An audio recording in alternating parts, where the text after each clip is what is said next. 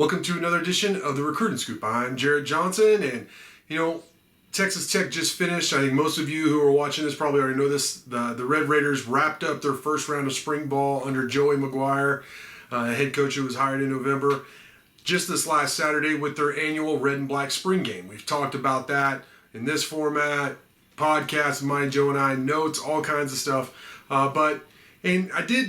I do have a spring game visitors reactions with tons of recruits, tons of reactions from recruits, but I thought I'd talk about the commits from the spring game, from visitors last weekend to Raiderland. And there were 3 commits, 3 guys who have announced who visited for the spring game.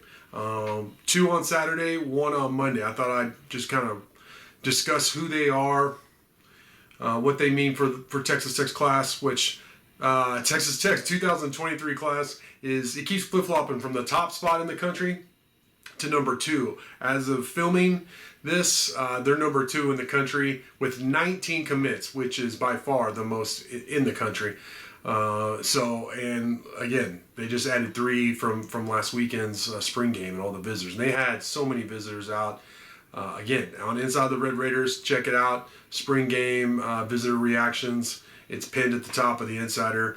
There's a lot. I mean, I don't know how many words, I don't know how many quotes, I can't remember how many recruits, but there's a ton. But those 3 commits are starting with Jayden Cofield, defensive tackle out of Manor, Texas. He's 6'3", 325 pounds, what he's listed at. He's a 3-star recruit. He chose Texas Tech over about 10 offers, including Arizona State, Houston, TCU. So the Red Raiders had some competition for Cofield. Now, Cofield visited the weekend before and then came back out. And I talked to him after he committed. Well, before and after he committed. But after he committed, this is what he said about why he chose to go ahead and pull the trigger and pledge to the Red Raiders. He said, "I chose to commit because Coach Fitch, the defensive line coach, and the rest of the staff made it known every day how bad they wanted me. And Lubbock, the city, and the campus made me feel at home when I went to visit." So, yeah, he loved Lubbock. He loved the campus when he visited both those visits. And obviously he's really close with the coaching staff. And Coach Zarnell Fitch, the defensive line coach, has done an amazing job. They already have, I believe, 4 or 5 defensive line commits, which is a great number. I mean, if they could do that every year, then Tech would be in business on defense, finally. Some really good players. So that's really cool to see. I like Cofield. He's a space eater, nose tackle or defensive tackle type. You got to have those guys. Those guys are some of the hardest to find because there's just how many athletic, guys with a pulse still at 6'3", 325 pounds are there out there. There's just a limited number of those guys coming out of the high school ranks. But Cofield is one of them, and the Red Raiders got him from the visit last weekend. Another guy is offensive lineman Dylan Shaw out of Corpus Christi, Flower Bluff. He is listed at 6'4", 300 pounds. He's unrated right now. Let's see.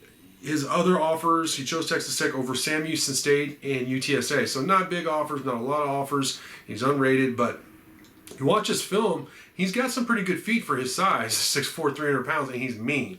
Offensive line coach Stephen Hamby obviously looks for that. Every player you see that they offer, you see them punishing guys and not letting up till a half a second after the whistle, which, is what you're taught to do. So I like those players with mean streak. I think Shaw will probably play inside, probably be an offensive guard, and I think he'll grow in to be like a 320-pound dude. So I think that's probably his ceiling for weight. But, I like this pickup. Again, they keep adding to the trenches.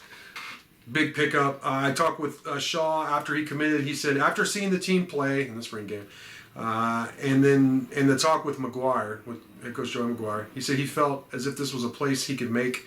I can make my home, and I felt like I was welcome. So there was about a half a dozen guys that the coaching staff really made a priority, that they pulled aside. Coach McGuire himself pulled aside and talked with, and really wanted to hammer home and send home the message that how bad they were wanted, how much Texas Tech wanted them to be, these recruits to be Red Raiders. And Shaw was one of them. So if this staff, which I know, they know their evals, this is as good of a staff in terms of evals at the college level that I've been around, then I like him too. And I like his tape. So, I'd like to I hope to see him in person. Obviously, he plays at Corpus Christi, but maybe if he comes up north, or if he comes up northwest for a playoff, or I have to check his schedule and see before district.